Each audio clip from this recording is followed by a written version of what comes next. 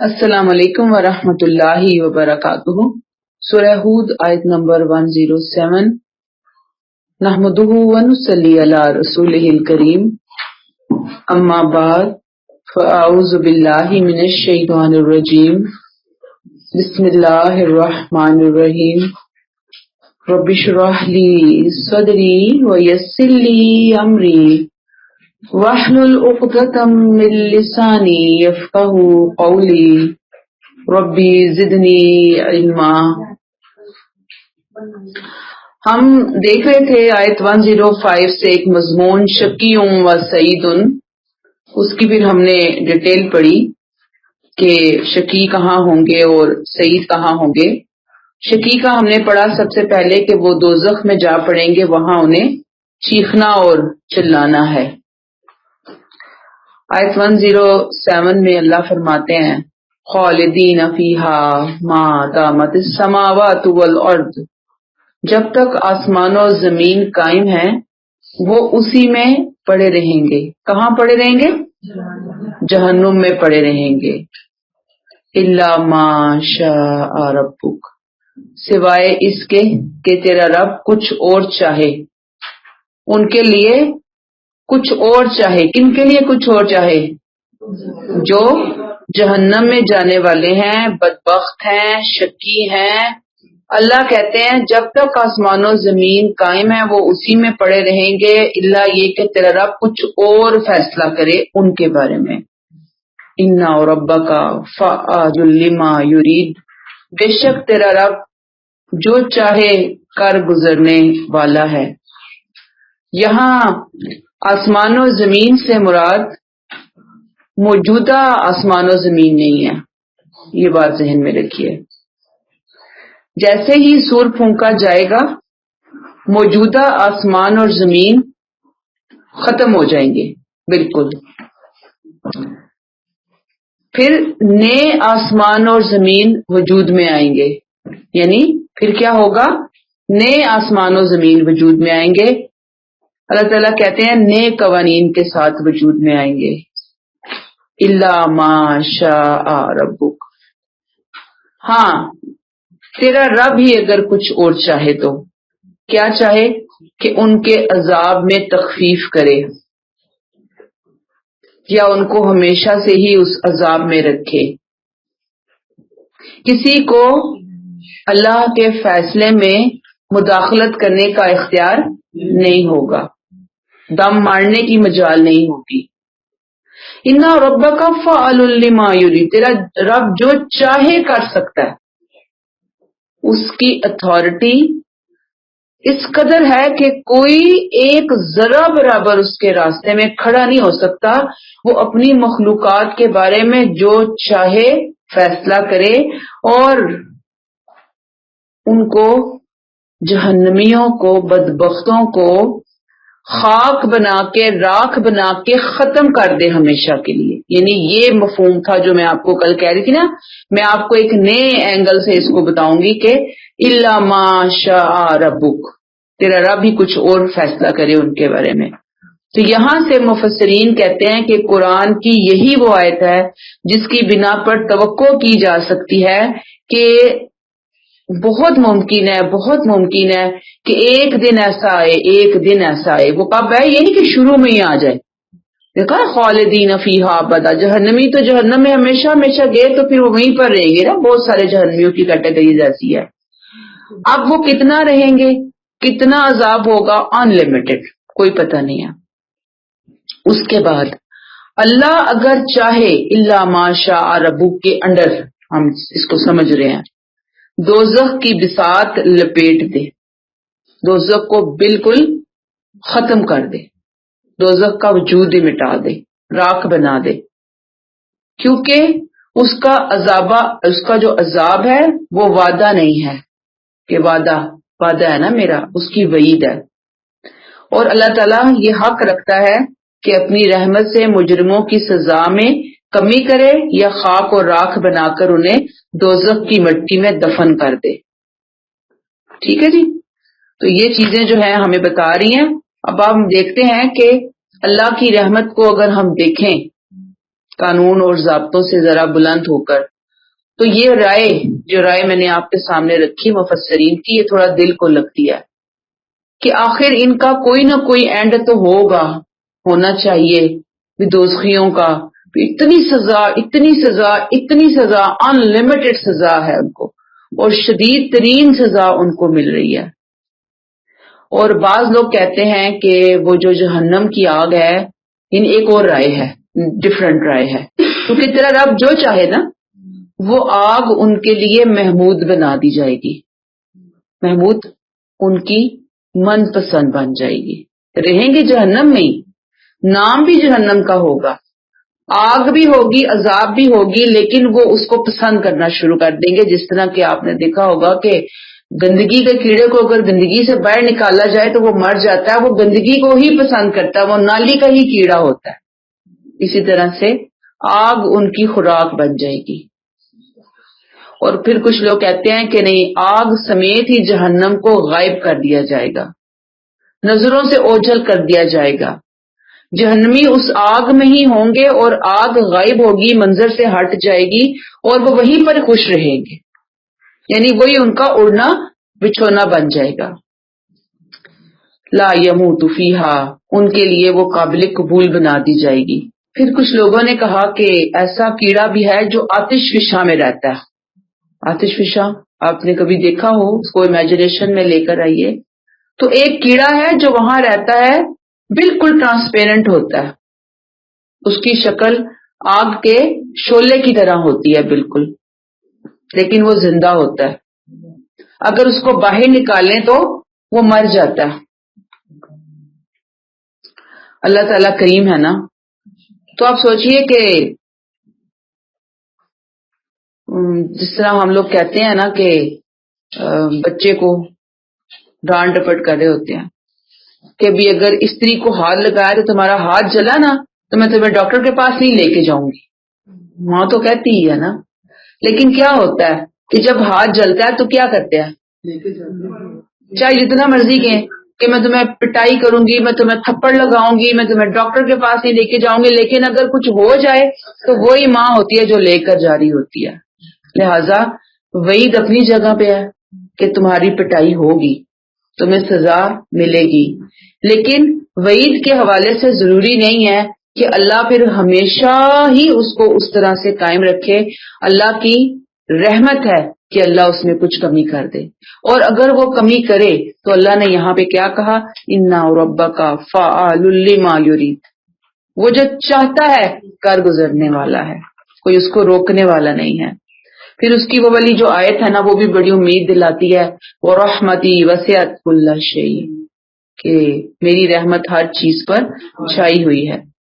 تو اللہ کی رحمت سے ایسی ہی امید ہونی چاہیے کہ آخرت میں بس ہر بندہ اس کی تعریف کرے، اس کی ثنا پڑے. اب بھی آپ دیکھیں کہ دنیا میں ایسے لوگ ملتے ہیں کہ جنہوں نے انسانیت کے لیے بہت نیکیوں کے کام کیے ہوتے ہیں، بہت بہت خیریں لائی ہوتی ہیں انہوں نے، اور چھوٹی موٹی نیکیوں کے کام کرنے والے بھی لوگ بہت ملتے ہیں. اپنی جان کی پرواہ کیے بغیر لوگوں کی زندگیاں بچانے والے بہت سارے لوگ آپ کو ملتے ہیں. بہت ساری کہانیاں ملتی ہیں آپ کو کہ فلاں جگہ پہ فلاں بندے نے 10 لوگوں کو بچایا، فلاں نے 20 جگہ پہ بچایا، پھر وہ اپنی زندگی جو ہے وہ ہار گیا، وہ خود جل گیا، وہ خود ڈوب گیا، وہ خود دفن ہو گیا، وہ خود مر گیا لوگوں کو بچاتے بچاتے. ہے نا، کووڈ میں آپ دیکھیں نا کتنے ڈاکٹرز کی خبریں آپ کے سامنے آئی کہ کووڈ میں جب لوگوں کو بچا رہے تھے تو ان کی اپنی زندگی ختم ہو گئی، رسک میں لگایا نا انہوں نے. تو بات یہ ہے کہ ہم اللہ پہ اعتراض نہیں کر سکتے کہ بھی وہ تو تجھے مانتے نہیں تھے، وہ تیرا کلمہ نہیں پڑھتے تھے، پھر تو نے ان کے ساتھ ایسا کیوں کیا. بھی اگر اس نے کیا تو اس نے کچھ اپنے ذہن اور اپنے حکمت اپنے ارادے سے کیا ہوگا نا. تو اللہ پاک کہتے ہیں کہ ایسا نہیں ہوگا کہ قیامت کے دن جب فیصلے ہوں گے تو لوگ جو ہیں وہ اٹھیں اور اعتراض کریں. ہر بندہ مطمئن ہوگا، ہر بندہ سیٹسفائیڈ ہوگا. اللہ تعالیٰ کہتے ہیں وَقُضِیَ بَیْنَهُم بِالْحَقِّ وَقِیلَ الْحَمْدُ لِلَّهِ رَبِّ الْعَالَمِینَ. جس دن فیصلہ ان کے درمیان کیا جائے گا حق کے ساتھ کیا جائے گا، اور وہ کیا اٹھیں گے، ساری تعریف اللہ رب العالمین کے لیے ہے. یہ جو آیت کا ٹکڑا ہے نا، اس کو ذہن میں رکھیں، الا ما شاء ربک. ٹھیک، اگلی آیت پڑھے پھر اور کلیئر ہوتی ہے بات. آیت 108 وَأَمَّا الَّذِينَ سُعِدُوا فَفِي الْجَنَّةِ خَالِدِينَ فِيهَا مَا دَامَتِ السَّمَاوَاتُ وَالْأَرْضُ إِلَّا مَا شَاءَ رَبُّكَ. رہے وہ جو نیک وقت ہوں گے تو وہ جنت میں ہوں گے، وہ اسی میں ہوں گے جب تک زمین و آسمان قائم ہے، اللہ یہ کہ تیرا رب کچھ اور چاہے. عطاء غیر مجزوز، ایسا انعام جو کبھی ختم نہیں ہوگا، ایسی عطا جو کبھی منقطع نہیں ہوگی. یعنی نیک بخت کہاں رہیں گے؟ جنت میں رہیں گے. کب تک رہیں گے؟ جب تک آسمان و زمین قائم ہے. کون سی آسمان و زمین؟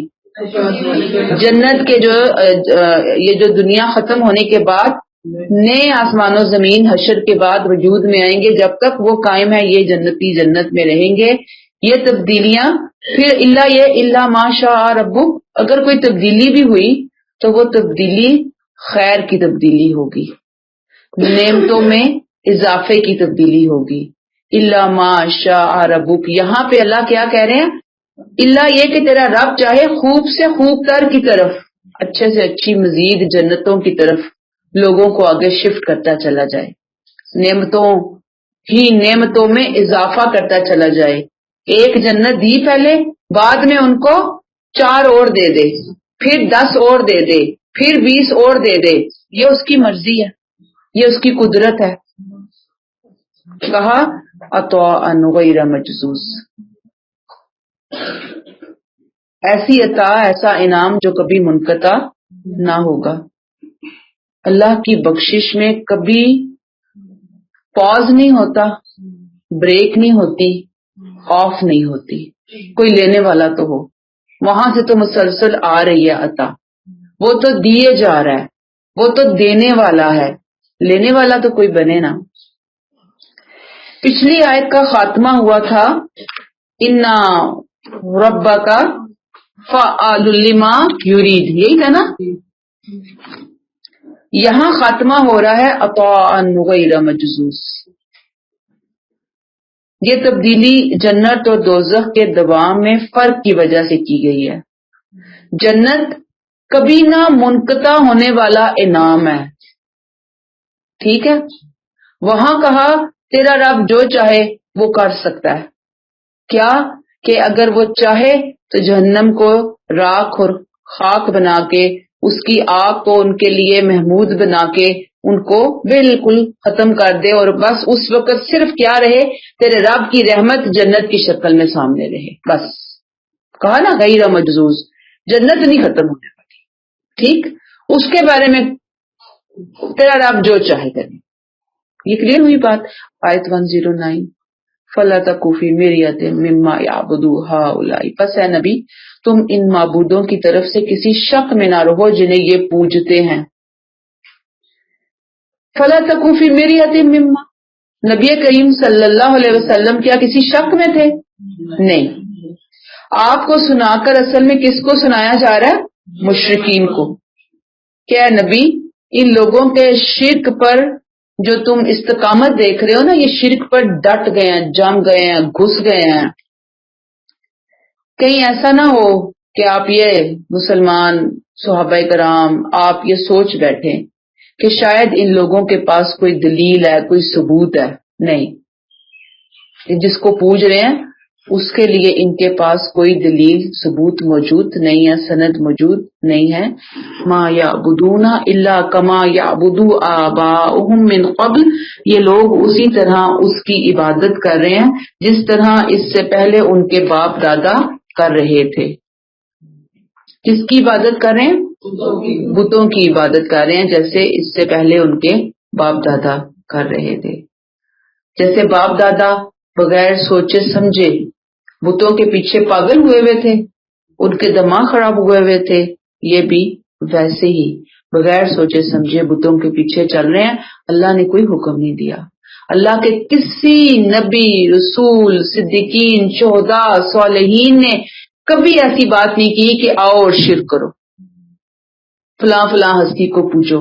وہاں سے تو صرف توحید ملی ہے ہمیں.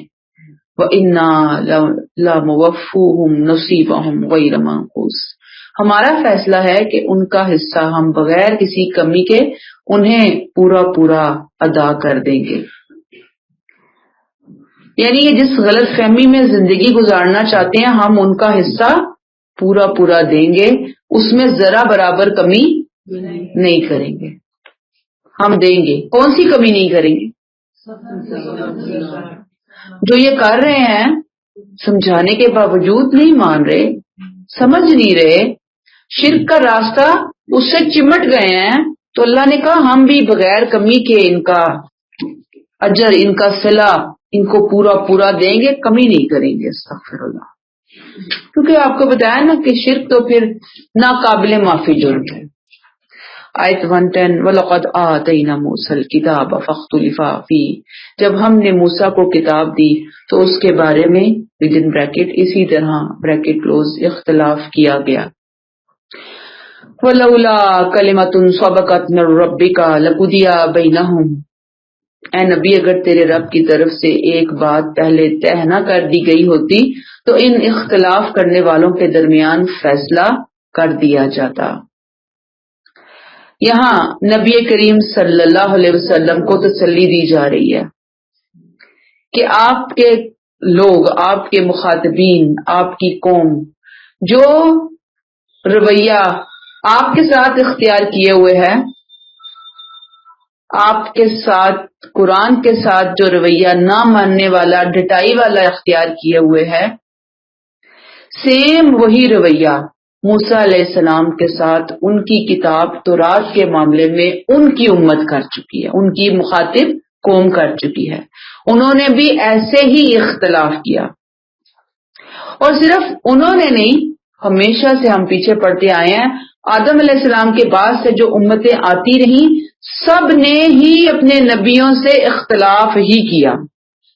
بہت کم تھی امتیں جنہوں نے اپنے نبیوں کی دعوت کو مانا، پکارا، لبیک کہا. اللہ نے کہا وَلَوْلَا كَلِمَةٌ سَبَقَتْ مِن رَّبِّكَ لَقُضِيَ بَيْنَهُمْ، کیا بات سمجھ میں آئی کہ اگر تیرے رب کی طرف سے ایک بات پہلے سے طے نہ کر دی گئی ہوتی. کون سی بات؟ قیامت میں عذاب دینے کی بات، فیصلہ سنائے جانے کی بات، ڈیسیژن ڈے، یوم الدین، مالکی یوم الدین. اگر تیرے رب نے یوم الدین پہلے سے ڈیسائیڈ نہ کیا ہوا ہوتا لَقُضِيَ بَيْنَهُمْ، تو کب کا ان اختلاف کرنے والوں کا دنیا میں ہی فیصلہ کر کے چیپٹر کلوز کر دیا جاتا، دنیا کا ہی چیپٹر کلوز ہو جاتا. لیکن اصل بات یہ ہے کہ تیرے رب نے کیا کیا ہوا ہے، اس کو ایک ٹائم پیریڈ کے لیے مؤخر کیا ہوا ہے، مہلت دی ہوئی ہے. وَإِنَّهُمْ لَفِي شَكٍّ مِّنْهُ مُرِيبٍ، یہ اس کی طرف سے مراد قرآن ایسے شک میں پڑے ہیں جو الجھا دینے والا ہے. مریب، الجھن میں ڈال دینے والی چیز. قرآن نے ان میں سے اکثریت کو ایک الجھن میں گرفتار کر دیا. کون سی الجھن؟ مانے یا نہ مانے، لیں یا نہ لیں، بس یہ الجھن پڑی ہوئی ہے ان کو. ان کی اکثریت یہ حرکت کر رہی ہے. یاد رکھیے کہ اللہ کی کتاب جب بھی آئی لوگوں نے اس میں اختلاف کیا. فَاخْتُلِفَ فِيهِ ہے نا، ہمیشہ اختلاف ہوا. اختلاف کی وجہ کیا اللہ کی کتاب کوئی پزل ہوتی ہے، معمہ ہوتی ہے جو لوگوں کو سمجھ نہیں آ رہا ہوتا؟ کیا اللہ کی کتاب ڈاؤٹس نعوذ باللہ کریٹ کر رہی ہوتی ہے؟ نہیں، اللہ کی کتاب تو کتاب مبین رہی ہے، ہمیشہ سے فرقان رہی ہے، مبین رہی ہے. اصل میں لوگوں کی دنیا داریاں، لوگوں کی خواہشات ان کو کتاب سمجھنے نہیں دیتی، وہ آنے ہی نہیں دیتی. اس طرح ان کے پاس دنیا سے فرصت ہی نہیں ملتی کہ وہ اس کو چھوڑیں کچھ لمحوں کے لیے، اس کو سیریسلی لیں تو پھر یہ بھی گائیڈ لائن بنے ان کے لیے، گائیڈ بک بنے ان کے لیے. یہ ریزن ہوتی ہے. ورنہ تو کتاب نے کبھی کہیں کسی جگہ پہ بھی شک نہیں پیدا کیا، الجھن نہیں پیدا کی. وہ تو الجھنوں سے نکالنے والی کتابیں ہوتی ہیں، وہ تو اندھیروں سے نکالنے والی کتابیں رہی ہیں ہمیشہ. اب ہمارے پاس قرآن آ گیا ہے، اس سے بڑھ کر اور کون سی بک ہوگی جو انسان کو دن کی روشنی جیسے کلیئرٹی کے اندر کھڑا کر دے. کلیئر ہو گئی ہے بات. آیت نمبر 111 وَإِنَّا كُلًّا لَمَّا لَيُوَفِّيَنَّهُمْ رَبُّكَ أَعْمَالَهُمْ، تیرا رب ہر ایک کو اس کے اعمال کا بھرپور بدلہ دے کر رہے گا. وَإِنَّا كُلًّا لَمَّا، یہ موقدات، آپ نے بڑا سنا ہوگا نا وہ لفظ کہ یہ سنت موقدہ ہے، ٹھیک ہے نا. موقدہ جس کی بہت زیادہ تاکید کی گئی ہے. یہ اس طرح قرآن میں جب الفاظ آئے وَإِنَّا كُلًّا لَمَّا كُلًّا لَمَّا، یہ موقدات کہلاتے ہیں. بہت زیادہ ان کے اوپر سٹریس دیا گیا ہے، زور دیا گیا ہے، تاکید کی گئی ہے. لوگوں کو بتایا گیا، کیا بتایا گیا کہ ایسا ہوگا، ضرور بالضرور ہوگا. اس بات کو دھیان سے لو. کیا ہوگا؟ لَيُوَفِّيَنَّهُمْ رَبُّكَ أَعْمَالَهُمْ، کیا ہوگا؟ ضرور ہوگا. زور سے سمجھایا گیا، تاکید دے کر کہا گیا کہ ان کو ان کا رب ان کے اعمال کا پورا پورا بدلہ دے گا. اچھے ہیں تب بھی، برے ہیں تب بھی. خاص طور پر یہاں مراد مشرکین مکہ، یہود کا گروپ ہے جو دین کی دعوت میں، ان کی مخالفت میں ایڑی چوٹی کا زور لگا رہے تھے. اللہ تعالیٰ کہتے ہیں کہ یہ اپنے کان کھول کر سن لیں کہ ان کا انجام بہت برا ہوگا. تیرا رب ان کو سزا دے کر رہے گا. کیوں؟ انہ بما یعملون خبیر. آپ بتائیے کیا مطلب ہے اس کا؟ کیونکہ تیرا رب کیا کرتا ہے؟ ان کے اعمال سے بہت اچھی طرح باخبر ہے جو کچھ یہ کر رہے ہیں.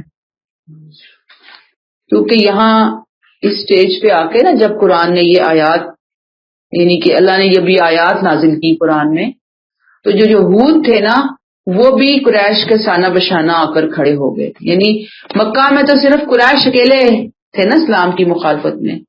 پھر جب نبی کریم صلی اللہ علیہ وسلم کی دعوت بہت آگے چلی اور آپ صلی اللہ علیہ وسلم کی ہجرت ہوئی، اس کے بعد کیا ہوا کہ یہود نے بھی آپ صلی اللہ علیہ وسلم کی مخالفت میں کس کا ساتھ دینا شروع کیا؟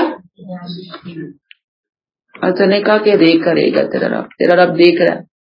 آیت 112 فَاسْتَقِمْ كَمَا أُمِرْتَ، آپ کیا کیجئے نبی صلی اللہ علیہ وسلم، فَاسْتَقِمْ، آپ ثابت قدم رہیے، آپ جمے رہیے. کما امرتا، جیسے آپ کو حکم دیا گیا.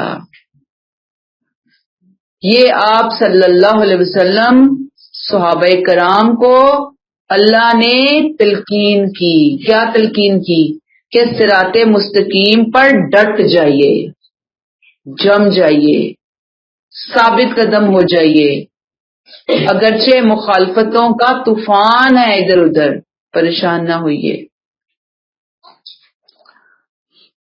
اور فمن تاب معک، وہ بھی جنہوں نے آپ کے ساتھ ودن بریکٹ اپنے رب کی طرف بریکٹ کلوز رجوع کیا، آپ کے ساتھی صحابہ ساتھی وہ بھی آپ کے ساتھ کھڑے ہوں. اور کیا نہ کرنا، کرنا کیا ہے؟ ثابت قدم رہنا ہے. اور کیا نہیں کرنا؟ ولا تطغوا، سرکشی نہیں کرنی، ڈگمگانا نہیں ہے، کجی اختیار نہیں کرنی. کجی یعنی حالات اتنے مشکل ہیں، مشکلات سے گھبرا کر آپ یو ٹرن نہ لے لیں صراط مستقیم سے، نعوذ باللہ شرک کی طرف. حالات سے مروب ہو کر وہ جیسے آپ کو مختلف قسم کی لالچ دے رہے تھے، آپ کے سامنے مختلف آفرز رکھ رہے تھے. کہا گیا کہ کسی بھی چیز سے متاثر ہو کر ذرا سا بھی صراط مستقیم سے، اس روٹ سے، اس ٹریک سے آگے پیچھے نہیں ہونا. تطغوا سیدھے راستے پر چلتے چلتے ایک دم سائڈ پہ ہو جانا، رائٹ پہ ہو جانا یا لیفٹ پہ ہو جانا اور پھر کسی اور طرف کیا روٹ لے لینا. تو کہا کہ توحید کو چھوڑ کر شرک کا روٹ نہیں لینا، ذرا برابر بھی کجی اختیار نہیں کرنی، ثابت قدم رہنا ہے، ڈٹے رہنا ہے، جمے رہنا ہے. کیوں؟ پھر دیکھیں یہاں پر پیچھے آیت 111 میں کیا آیا اینڈ میں؟ انہ بما یعملون خبیر. وہ تو بہت بڑا خبیر ہے، الخبیر، سب سے زیادہ باخبر، ہر خبر پر نظر، ہمارے دل کے ایک ایک حال، ہماری سوچ، ہمارے ارادے، ہر چیز کی خبر رکھنے والا. اور یہاں پر آیت 112 کے اینڈ میں کیا ہے؟ انہ بما تعملون بصیر. دیکھیں اللہ کی کتنی شاندار، ہر صفت ہی شاندار ہے، ہر صفت ہی زبردست ہے، اسی کے لیے زیبا ہے. لیکن یہاں میرے اور آپ کے ایمان کی تازگی کے لیے، جیسے پودوں کو پانی دیا جاتا ہے نا، مرجھائے ہوئے پودے اور فریش ہو جاتے ہیں، فریش پودے اور فریش ہو جاتے ہیں، تو ایمان کے لیے یہ فریش کر دینے والی بچھاڑ ہے یہ آیتیں، کہ دیکھو تمہارا رب تو سب سے زیادہ باخبر ہے، تمہارا رب تو اس میں شبہ نہیں کہ جو کچھ تم کر رہے ہو اس کو وہ دیکھ رہا ہے. جب وہ تمہیں دیکھ رہا ہے تو تمہاری رہنمائی بھی کرے گا، تمہارا ہاتھ بھی پکڑے گا، تمہیں سہارا بھی دے گا. سورہ ہود کے بارے میں یہ آتا ہے، اگر آپ کو یاد ہو کہ آپ صلی اللہ علیہ وسلم نے فرمایا کہ مجھے سورہ ہود نے بوڑھا کر دیا. اور خاص طور پر اس آیت کہتے ہیں کہ یہ آیت تھی نا جہاں نبی کو کہا گیا فَاسْتَقِمْ كَمَا أُمِرْتَ وَمَا تَابَ مَعَكَ وَلَا تَطْغَوْا إِنَّهُ بِمَا تَعْمَلُونَ بَصِيرٌ. اس آیت نے کہتے ہیں میرے پہ بہت اثر کیا. پڑھتے تھے تو آپ کو ایک اپنی ذمہ داری کے بوجھ کا شدت سے احساس ہوتا تھا، کتنی بڑی ذمہ داری ہے میرے اوپر، اور اللہ نے آپ کو سہارا دیا ہوا تھا. لیکن اس کے باوجود انسان ہونے کی حیثیت سے یہ فیلنگز آپ کے اندر آتی تھی. کلیئر ہو گئی یہ بات؟ آپ دیکھیں کہ یہاں پہ جو لفظ آئے نا امرتا، امرتا جیسے آپ کو حکم دیا گیا، حکم کیا تھا کہ اخلاص کے ساتھ، کمٹمنٹ کے ساتھ، ڈیڈیکیشن کے ساتھ دین کی جو خدمت اللہ نے آپ کے ذمہ لگائی ہے اس خدمت کو آپ اختیار کرتے جائیں، اختیار کریں اس خدمت کو. یہ چیز جو تھی نا کہ جو خدمت اللہ نے آپ کو ذمہ داری کے طور پر سونپی اس خدمت کو آپ انجام کریں، مراد یہ چیز آپ کو بہت فکر مند کرتی تھی، پریشان کرتی تھی. اس بات نے آپ کو بوڑھا کر دیا تھا. یاد رکھیے کہ ہم دنیا کے کاموں میں بڑی استقامت دکھاتے ہیں، میں آپ کو پہلے بھی بتا چکی. بچوں کو اسکول، کالج، یونیورسٹیاں بھیجنا ہوتا ہے، کتنی چھٹیاں کرواتے ہیں ہم، بتائیں ان کو. ذرا سی بات پہ چھٹی کروا کے گھر بٹھا لیتے ہیں. بیمار ہوں تو کوشش تو کرتے ہیں نا کہ خود چلیں، اپنی دوائی تو شاید چھوڑ دیں، لیکن بچوں کی، پیاروں کو ہم لے کے جا رہے ہوتے ہیں ہاسپٹل، اور یہ وہ دوائیاں ٹائم پہ دے رہے ہوتے ہیں. استقامت ہوتی ہے نا. یاد رکھیے کہ دنیا کا ہر کام جیسے استقامت مانگتا ہے نا، ثابت قدمی، دین کا کام بدرجہ اولا ہم سے استقامت مانگتا ہے. دین کی خدمت ہم سے استقامت مانگتی ہے.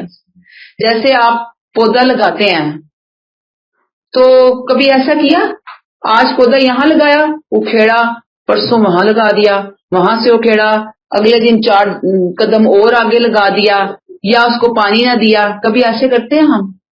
توجہ دے رہے ہوتے ہیں. ایک چھوٹے سے 150 روپے کے، 200 روپے کے پودے کے اوپر بھی عموماً محنت کی جا رہی ہوتی ہے نا.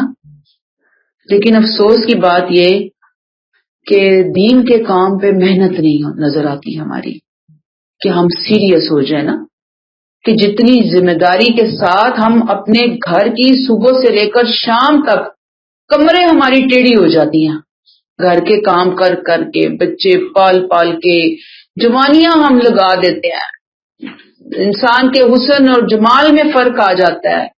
ہر چیز ہم قربان کر دیتے ہیں، لیکن یہ جو دین کا کام، اس کی استقامت، جس کا نبی کو حکم دیا گیا، اللہ نے یہ چاہا اپنے نبی سے کہ دین پر آپ ثابت قدم ہو جائیں۔ دین کیا تھا؟ دین کی خدمت تھی، قرآن کی خدمت تھی، توحید کے پیغام کا اعلان تھا، ابلاغ تھا، ایسی استقامت۔ تو کیا ایسی ڈیڈیکیشن، ایسی کمٹمنٹ ہمارے اندر ہے؟ اگر نہیں ہے تو انشاءاللہ تھوڑی ہے تو اس کو پانی دیں، اس کو بڑھائیں، اس کو نشو و نما دیں، اپنی اصلاح کریں۔ جو ہو گیا اللہ سے معافی مانگ کر کہ اللہ اب میں انشاءاللہ جیسے اپنے دنیا کے 100 کاموں پہ توجہ دیتی ہوں، ذمہ داری محسوس کرتی ہوں، کبھی غفلت اور لاپرواہی کا سوچ بھی نہیں سکتی، اللہ میں تیرے دین کے معاملے میں بھی سیم ویسا ہی رویہ اختیار کروں گی۔ آپ مجھے یہاں پر بھی اللہ ثابت قدم پائیں گے، میں اس کو بھی اپنے عزیز بچے کی طرح لوں گی، اس کام کو میں اس کو بھی اپنی زندگی کا ایک ضروری حصہ بنا کر آگے چلوں گی۔ آپ دیکھیں کہ اگر ہم اپنے بچوں کی طرح اس کو لیں گے تو ہم کچھ نہ کچھ کر جائیں گے انشاءاللہ، کچھ نہ کچھ پارٹیسپیٹ پراپرلی ہم کریں گے انشاءاللہ تعالی۔ اللہ ہمیں توفیق عطا فرمائے۔ آیت 113 وَلَا تَرْكَنُوا إِلَى الَّذِينَ ظَلَمُوا، ودن بریکٹ ان کی ترغیب و ترہیب کے باوجود، ترہیب کہتے ہیں ڈراوے کے باوجود، بریکٹ کلوز، ان ظالموں کی طرف مائل نہ ہونا۔ مائل نہ ہونا مطلب جھکنا نہیں۔ فَتَمَسَّكُمُ النَّارُ، یہ دیکھیں نا، آپ صلی اللہ علیہ وسلم ایسی تو پریشان نہیں تھے نا، کیا کہا جا رہا ہے؟ ان کی طرف مائل نہ ہونا، ورنہ کیا ہوگا اے نبی؟ فَتَمَسَّكُمُ النَّارُ، دوزخ کی آگ تمہیں پکڑ لے گی۔ یہ آپ پر ایمان لانے والوں کو تنبیہ ہے۔ آپ نے تو خیر اللہ نہ کرے زندگی کے کسی ایک مرحلے پر بھی رائی کے دانے کے برابر بھی کوئی ایسی چیز نہیں اختیار کی۔ اصل میں آپ کے حوالے سے، آپ کے ریفرنس سے آپ کے امتیوں کو سمجھایا جا رہا ہے، آپ پر ایمان لانے والوں کو بتایا جا رہا ہے کہ کبھی کسی سے متاثر نہیں ہونا، کسی خوف میں نہیں آنا، کسی لالچ میں نہیں آنا، خاص طور پر ایسے لوگ جنہوں نے ظلم کیا، کفر اور شرک کیا، ورنہ دوزخ کی آگ تمہیں اپنے گرفت میں لے لے گی جو ان کے لیے مقدر ہے۔ اس وقت جب اللہ نے تمہیں پکڑا نا، وَمَا لَكُم مِّن دُونِ اللَّهِ مِنْ أَوْلِيَاءَ ثُمَّ لَا تُنصَرُونَ، پھر تمہیں اللہ کے سوا کوئی حامی نہیں ملے گا اور تمہاری مدد نہیں کی جائے گی۔ یعنی اس معاملے میں اللہ کی طرف سے کوئی مدد نہیں آئے گی۔ اللہ کے علاوہ بھی تم جاؤ جس مرضی کو پکار لینا مدد کے لیے، کوئی تمہاری مدد نہیں کرے گا۔ گویا وعدہ استقامت اس شرط کے ساتھ مشروط ہے کہ آپ کھڑے ہو جائیں اور بس پھر ادھر ادھر نہ ہٹیں، توحید کی راہ سے بال برابر بھی ادھر ادھر نہیں ہونا۔ یعنی کتنے برابر؟ بال برابر تو بہت چھوٹی چیز ہے نا، ادھر ادھر نہیں ہونا ورنہ پکڑے جاؤ گے۔ یہاں سے سبق ہم نے کیا لینا ہے کہ جب ہم خود جم جائیں تو یاد رکھیے پھر کوئی چیز ہمیں ہلا نہیں سکتی، کوئی چیز ہمیں نقصان نہیں پہنچا سکتی۔ جیسے بہت سارے درخت ہوتے ہیں نا، آپ نے دیکھا ہوگا کہ مری کے درختوں کو دیکھیں، ٹنوں ان کے اوپر برف پڑ رہی ہوتی ہے، لیکن جیسے ہی برف باری کا موسم ختم ہوتا ہے تو آپ دیکھتے ہیں کہ وہ پھر دوبارہ سے نئے پودے، نئے پتے، فریش پتوں کے ساتھ دوبارہ سے وہ ہرے بھرے ہو جاتے ہیں۔ کوئی موسم ان پر اثر انداز نہیں ہوتا۔ تو جب ہم سچے ہو جائیں گے نا تو اللہ بھی ہماری مدد فرمائے گا۔ درخت بنے، بہت زبردست قسم کا درخت، نہ کہ تنکے بن جائیں، پتے بن جائیں۔ جو ذرا پانی آتا آپ نے دیکھا ہوگا تنکے پانی کے اوپر بہنا شروع ہو جاتے ہیں، پتے بہنا شروع ہو جاتے ہیں، ہوا جہاں جی چاہتی ہے اڑا کے ان کو ساتھ لے جاتی ہے.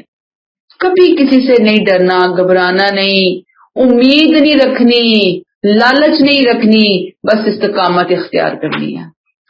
کلیئر ہو گئی ہے بات؟ آیت 114 وَأَقِمِ الصَّلَاةَ طَرَفَيِ النَّهَارِ وَزُلَفًا مِّنَ اللَّيْلِ ودن بریکٹ. اس راہ میں ثابت قدمی حاصل کرنے کے لیے تمہارا ہتھیار کیا ہے، تمہاری دوا کیا ہے، تمہارا انرجی ٹول کیا ہے. Bracket close. اے نبی صلی اللہ علیہ وسلم، نماز کا اہتمام کیجیے دن کے دونوں حصوں میں اور رات کے اوائل میں. پیچھے ہم نے صبر اور استقامت کی بات پڑھی. اب یہاں اللہ نے بتایا کہ ملے گا کیسے.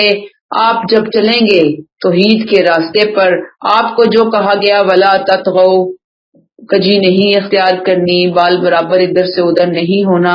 جب آپ چلیں گے تو کیا ہوگا؟ اللہ کی راہ میں بہت شیطان بیٹھے ہیں ڈاکو بن کے، شیاطین نما انسان بیٹھے ہیں ایجنٹ بن کے. وہ شیاطین نما انسان آپ کے دوست بھی ہیں اور آپ کے دشمن بھی ہیں. سمجھ نہیں آ رہا؟ ہیں شیطان کے ساتھی لیکن دوست بھی ہیں، پیارے بھی ہیں، وہ بیٹھے ہوئے ہیں.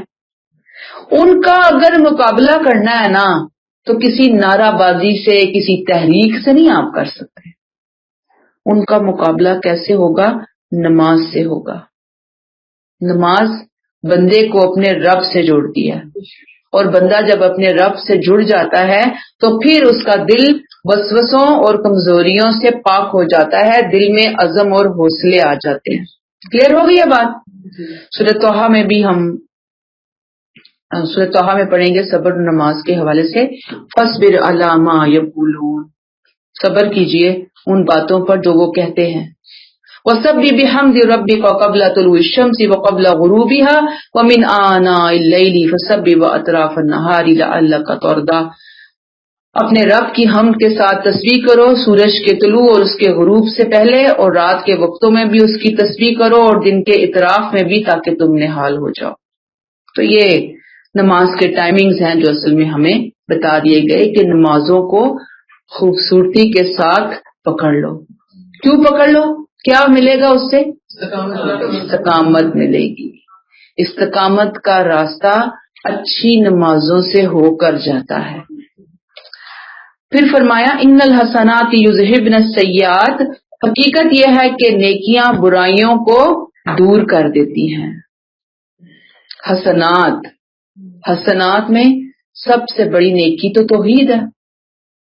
اس کے بعد اعمال میں آئیں تو نماز ہے، اور پھر نماز اور اس کی فیملی کی جتنی نیکیاں ہیں وہ سب حسنات کے اندر آتی ہیں. یعنی حسنات حسنہ نہیں ہے، ایک نیکی نہیں ہے، بہت ساری نیکیوں کا گروپ ہے.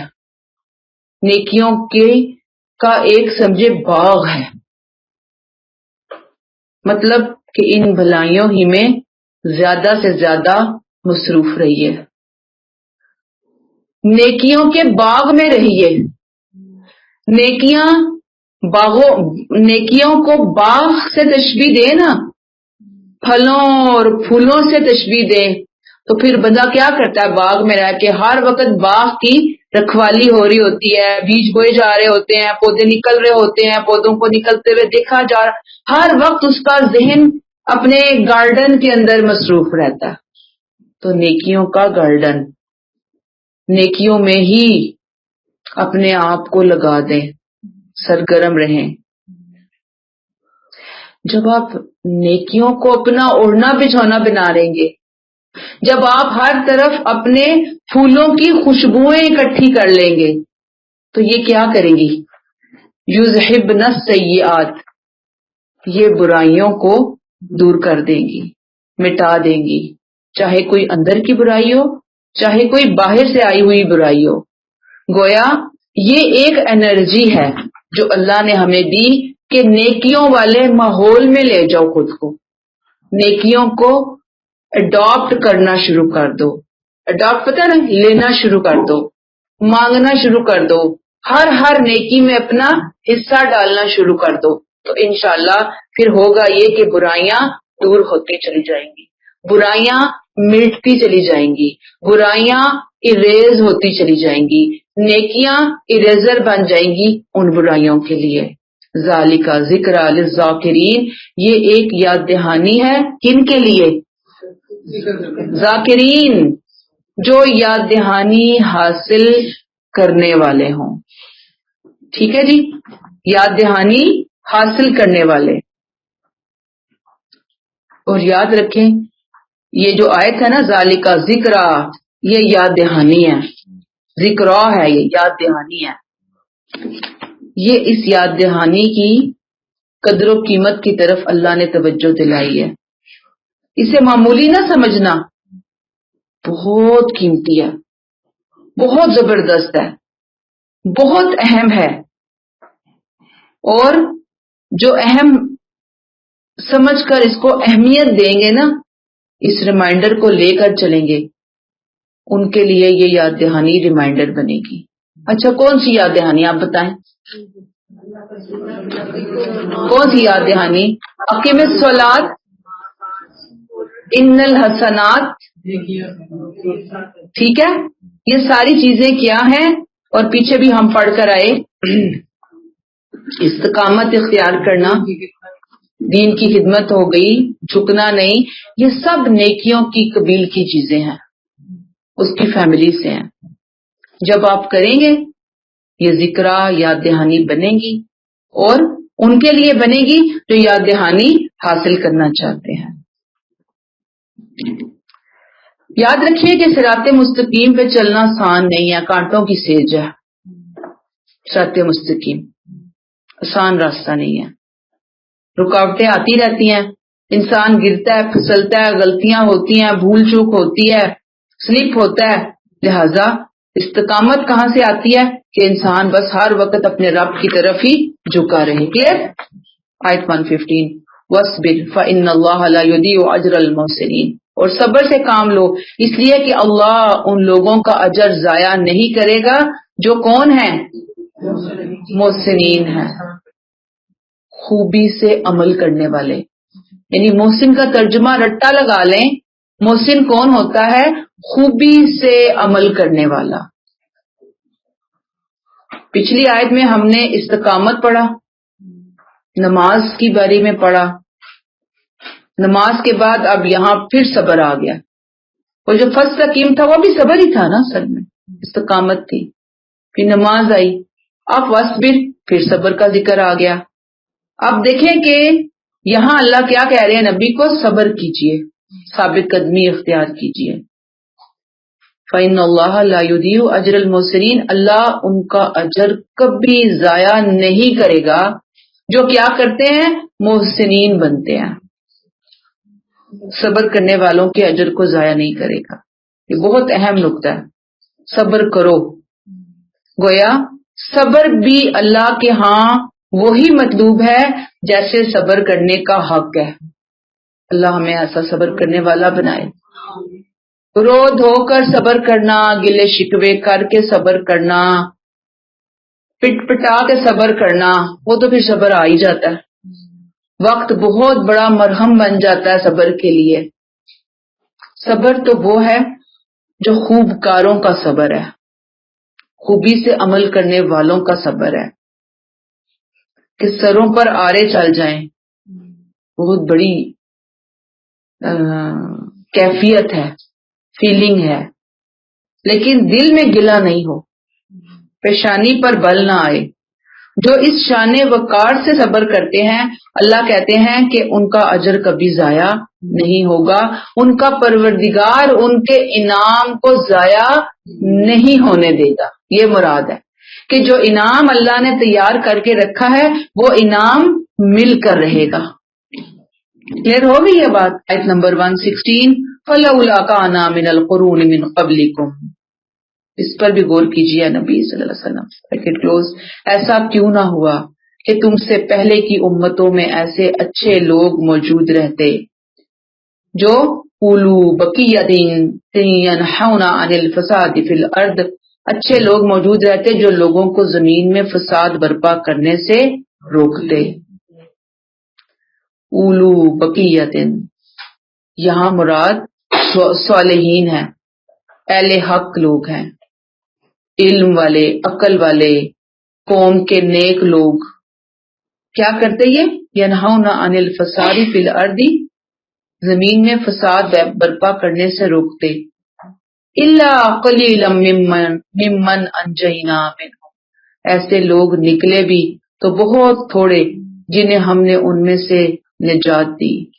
واتبع الذین ظلموا، بہت تھوڑے نکلے اور ورنہ ظالم تو وہی رہے، انہوں نے تو پیروی کی اس کی جنہوں نے ظلم کیا.